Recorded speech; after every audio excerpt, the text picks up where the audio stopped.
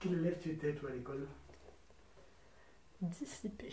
Je pense que c'est marqué sur à peu près tous mes carnets scolaires,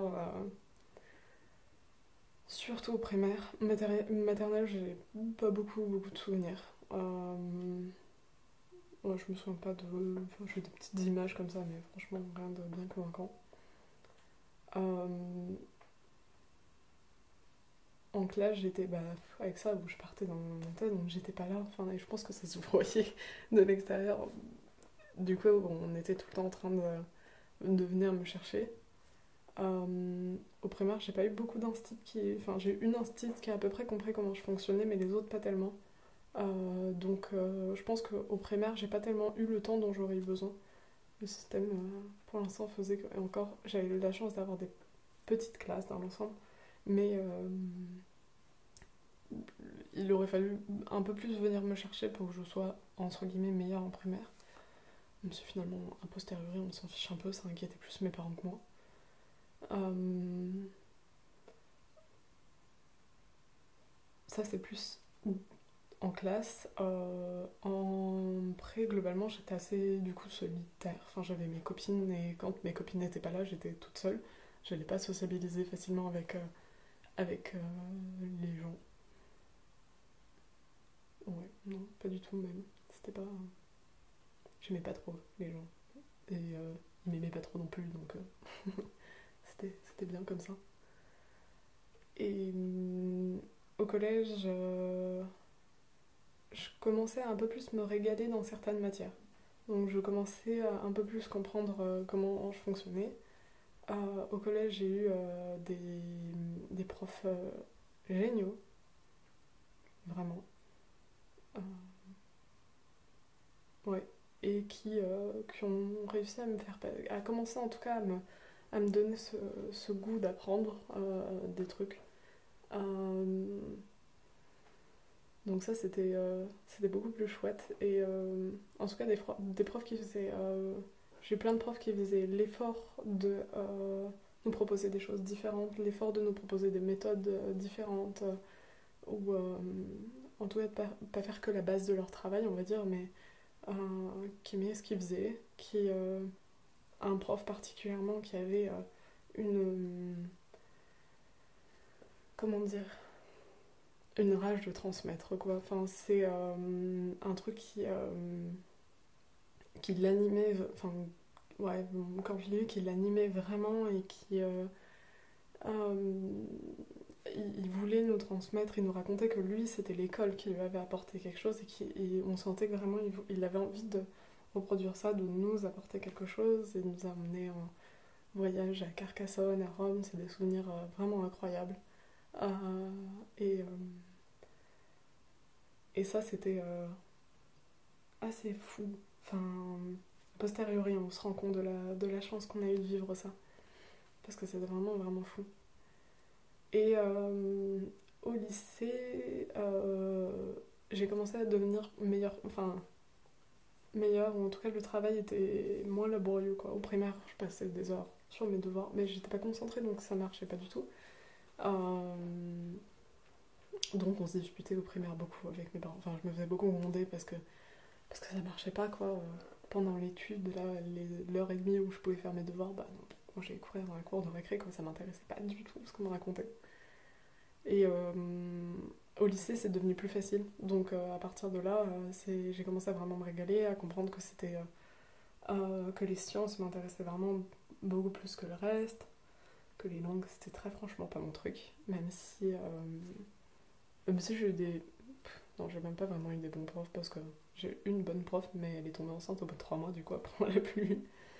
Euh, j'ai même eu des profs d'histoire, enfin, histoire géo, lettres, en tout cas des matières plus littéraires qui ont été super chouettes. Bon, j'étais pas douée pour autant, mais en tout cas, je sais qu'ils ont réussi à me faire passer quelque chose.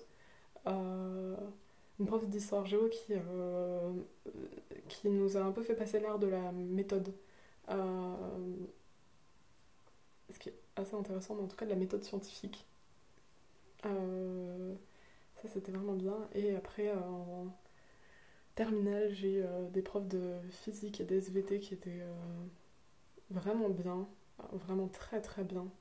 Et qui, qui m'ont dit, mais c'est eux qui m'ont dit, mais parce que, alors, quand ça vient des parents, c'est pas la même chose. Mes parents me l'ont répété toute ma vie. Et qui m'ont dit, mais si, tu peux le faire, alors fais-le. Et c'est comme ça que j'ai pu me lancer après facilement vers la première année de médecine, sans me dire que c'était quelque chose d'insurmontable. On me dit, mais tu vas le faire et tu as la capacité de le réussir. Parce que quand c'est les parents qui te disent, on dit, oui, c'est les mots de l'amour, hein. Vous êtes sympa, mais vous vous rendez pas du tout compte. Quand c'est les profs, ça résonne différemment. Et qui, du coup, particulièrement le prof d'SVT, a réussi à vraiment. En tout cas, il est venu me chercher et il m'a pas lâché de toute l'année. Les moments où il voyait que je lâchais, il mettait un bon coup de fouet, quoi. C'est très impressionnant, un peu le patriarche, quoi. Et on n'avait pas envie de se faire engueuler par ce prof-là, donc fallait filer droit. Et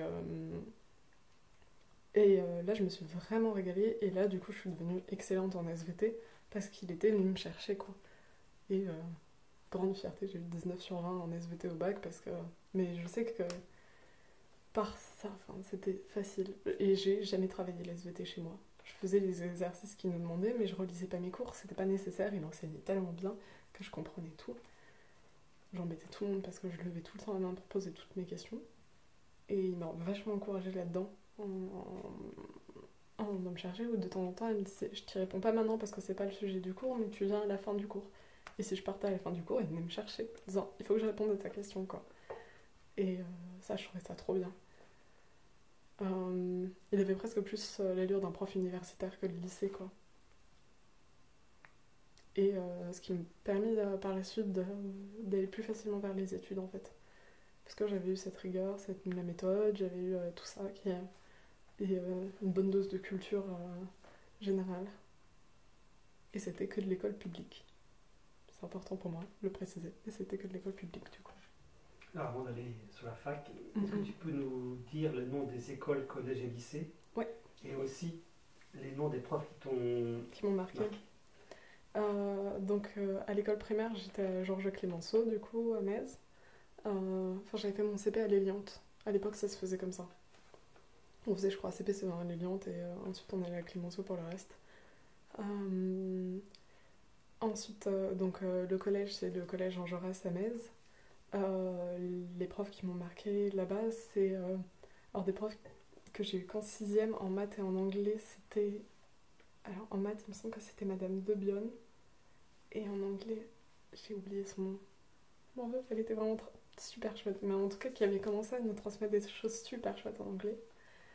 En français et en occident, du coup, j'avais Monsieur Asensio, qui est extraordinaire, et qui m'a aussi transmis la passion du théâtre, où il nous a fait jouer des pièces de théâtre en 6ème, et c'était trop bien, vraiment. C'est des souvenirs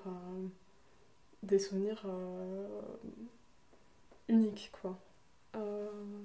Ouais. Et qui travaillait beaucoup, lui, avec le prof d'histoire, Monsieur Barescut, qui, pareil, se contentait pas de. Alors, lui, ce qui était super intéressant, et que j'ai compris aussi beaucoup par la suite, c'est que. Alors, en plus, je l'ai eu mes 4 ans de collège, donc je l'ai eu de la 6ème à la 3ème. Et lui, ce qui était super chouette, c'est qu'il nous faisait vraiment passer de la méthode primaire à la méthode rédaction de lycée tout au long. Donc c'était où on devait de plus en plus rédiger au fur et à mesure des années. Il y avait toujours quelques questions sur lesquelles on pouvait glaner des points parce que c'était du par cœur, des dates, des choses comme ça. Et puis ensuite de la rédaction où il allait de plus en plus loin. Et il notait très sévèrement, mais du coup, quand on avait 12 sur 20, on disait ouais, j'ai tout déchiré. Je me souviens vraiment de ça. Ou du coup, qu'est-ce que j'ai taffé l'histoire géo chez moi parce que mes bulletins n'étaient pas terribles du tout en histoire géo. Mais où du coup, par la suite, le lycée n'a pas été une transition trop violente pour moi. La transition de l'histoire géo qu'il avait faite tout au long du collège était super fluide pour la suite. Et en plus, il était vraiment super intéressant et aussi très passionné par ce qu'il faisait. Quand on était à Rome, je me souviens, par exemple, avec ma meilleure amie, dans les chapelles, il pouvait nous parler, enfin, dans les chapelles des églises, tous les lieux, ils pouvaient vraiment nous parler pendant des heures, nous on buvait leurs paroles, c'était trop trop bien. Et aussi un couple de profs de maths que j'ai beaucoup aimé, qui était Madame Carbra et Monsieur Zampa, qui étaient très différents, mais Monsieur Zampa, j'aimais beaucoup sa rigueur. Et c'était un prof qui te laissait pas te planter aussi. Euh, il avait une méthode où on avait un devoir maison, euh, potentiellement ou pas, en fonction de la note du devoir maison, un cours en plus, je crois que ça s'appelait les AP ou quelque chose comme ça, enfin un cours en plus en tout petit groupe, où on bossait à fond pour ensuite avoir le devoir en classe. Et le devoir à maison comptait pour quasiment rien, et le devoir en classe comptait énormément. Et en maths, je m'en sortais vraiment bien, donc la plupart du temps ça allait. Et une fois, je m'étais plantée complètement. J'avais eu genre 7 sur 8 sur 20 au devoir maison, enfin vraiment quelque chose qui ne me ressemblait pas.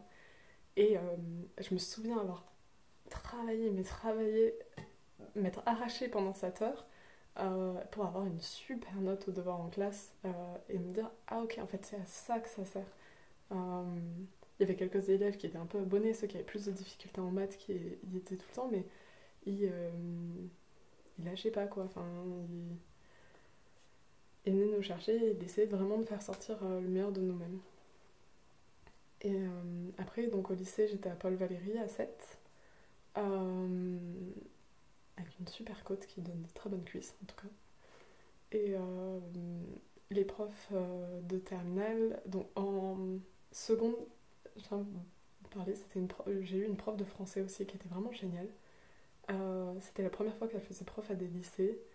Et, et ce qui est marrant, c'est qu'elle avait 23 ans. Donc vraiment, elle était toute jeune. Donc la première fois quand elle est arrivée en cours, on n'a même pas compris que c'était notre prof. Et elle s'appelait Madame Thomas. Et elle m'a donné un goût de la lecture et de l'art en général. En tout cas, de comprendre les mouvements, les différents mouvements, comment elle reliait souvent des tableaux aux livres qu'on était en train d'étudier, des choses comme ça. Et vraiment, elle avait été super chouette. Euh, et après, elle était partie du lycée, elle était restée très peu de temps. Mais je m'étais vraiment régalée. Ensuite, en SVT, j'avais donc le principal prof, c'est Monsieur Tartière, qui est. J'ai appris qu'il allait bientôt partir à la retraite là, mais en tout cas, c'était quelque chose comme personnage. Et en physique-chimie, j'ai eu Monsieur Doulat, qui est mes aussi, que j'ai eu en seconde et en terminale. Donc c'était aussi chouette d'avoir les mêmes méthodes pour ensuite travailler le bac et tout ça. Et où je n'étais pas douée en physique-chimie du tout. Mais en tout cas, lui a toujours eu le goût et la volonté aussi de nous transmettre, vraiment de vouloir nous transmettre sa passion. Enfin, en tout cas, il avait l'air passionné. Je ne sais pas si c'est sa passion, mais en tout cas, il avait vraiment l'air passionné par ce qu'il faisait, quoi. Et c'était trop bien.